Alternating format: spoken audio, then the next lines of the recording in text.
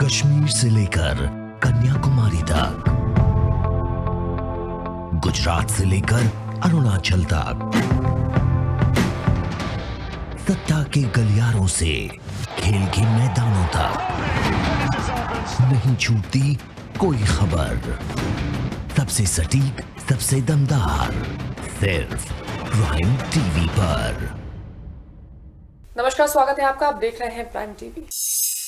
बलिया में अपने बयानों को लेकर सुर्खियों में रहने वाले बीजेपी विधायक सुरेंद्र सिंह ने अपनी पार्टी के नेता और केंद्रीय परिवहन मंत्री नितिन गडकरी पर जमकर हमला बोला। उन्होंने कहा, गडकरी ने बलिया में 4 लाइन हाईवे बनाने की घोषणा की थी, जिसके बाद ना तो ये हाईवे बने हैं और ना ही जर्जर हो चुकी बलिया से बिहार को जोड़ने वाली NH 31 का निर्माण किया गया। विधायक ने इस संबंध में चिंता जताते हुए कहा कि अगर NH 31 का निर्माण कार्य मार्च तक शुरू नहीं किया गया तो वो होली के एक दिन पहले से उपवास रखकर धरने पर बैठेंगे।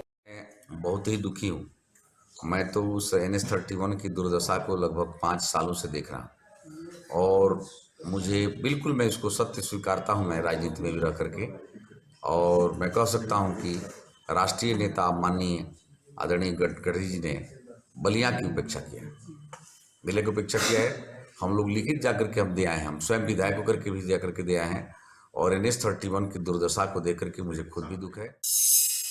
बाराबंकी के बदोसराय थाना क्षेत्र के अंतर्गत कोटवा धाम के पास श्रद्धालुओं से भरी एक DCM अनियंत्रित होकर गड्ढे में पलट गई। इस हादसे में DCM में सवार 12 से भी ज्यादा श्रद्धालु घायल हो गए, जिसके बाद मौके पर पहुंची पुलिस ने घायलों को अस्पताल में भर्ती कराया, जहां उनका इलाज चल रहा है। बस्ती के छावनी थाना क्षेत्र के मुडबरा गांव में कुछ चोरों ने पुलिस गश्त व्यवस्था की पोल खोलकर रख दी है। दरअसल बदमाशों ने देर रात 2 घरों को अपना निशाना बनाया और वहां से लाखों का कीमती सामान और नकदी चुरा कर वहां से फरार हो गए। इस घटना का पता जैसे ही परिवार वालों को लगा तो उन्होंने तुरंत इस बात की सूचना पुलिस को दी, जिसके बाद मौके पर पहुंची पुलिस ने दोनों घरों में छानबीन की और अज्ञात बदमाशों के खिलाफ मुकदमा दर्ज कर उनकी तलाश शुरू कर दी है। लखीमपुर खीरी के टिकोनिया थाना क्षेत्र से एक सनसनीखेज खबर सामने आई है, जहां एक युवक ने शक में आकर पत्नी की गला दबाकर हत्या कर दी और खुद भी फांसी लगाकर पेड़ पर लटक गया।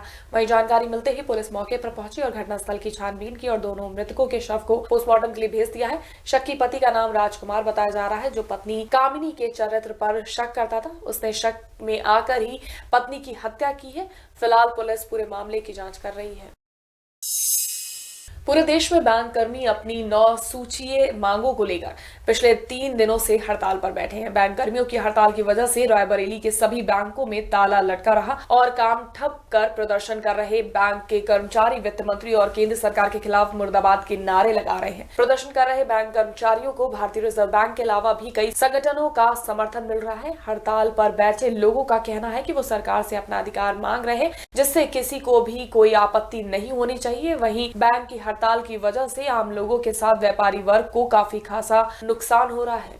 बार जो है हम लोगों ने शांतिप्रिय समझौता करना चाहा, लेकिन उन्होंने बिल्कुल दुत्कार दिया, जिस वजह से आज बैंक का सारा, पूरे भारत का बैंक कर्मी जो है सड़कों पर उतरा हुआ है। और ये हड़ताल अगर हमारी मांगे नहीं मानी तो अनिश्चितकालीन तक जा सकती है, क्योंकि हम ही कमा के देते हैं, हमारे ही कमाने से देश चलता है और उसके बाद हमें को देने के लिए कुछ नहीं है उनके पास।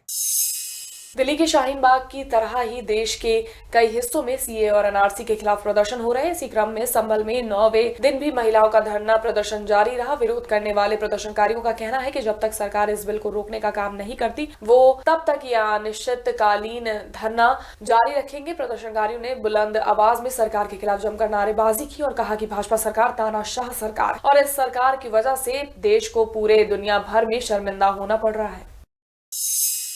लखनऊ के ठाकुरगंज थाना क्षेत्र में पार्षद की दबंगई का मामला सामने आया है, जहां अपनी सैलरी मांगने पर 15 कर्मचारियों को पार्षद ने नौकरी से निकाल दिया। वहीं इस कार्रवाई से नाराज सभी कर्मचारियों ने चौराहे पर खड़े होकर पार्षद के खिलाफ जमकर नारेबाजी की और दोषी पार्षद पर कार्रवाई करने की मांग की। बता दें, पार्षद ने नई गाड़ी की किस्त न जमा कर पाने की वजह से कर्मचारियों का पैसा मार दिया था। अरे भाइयों, लोगों की पार्षद है की वाइफ के आदमी राजू ढोन पैसे मांग रहा है। किस बात के? बीवी बच्चों सफाई के पैसे मांगा कि 15 आदमी हटा दिए जाए। अच्छा। 15 आदमी हटा दिए तो हम लोग क्या खाएंगे? बीवी बच्चे में लोग क्या खाएंगे? भूखे नहीं मर जाएंगे।